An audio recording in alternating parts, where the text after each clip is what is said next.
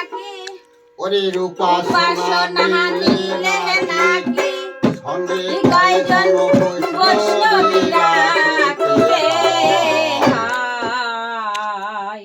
নবদ্বীপে হয় কেন সেই বৈরাগীর আশ্রয় নবদ্বীপে হয় কেন বৈরাগীর আশ্রয় ওরে উপাসনা নিলে নাকি সঙ্গে উপাসনা নিলে নাকি সঙ্গে কয়জন বৈষ্ণবীরা নবদ্বীপে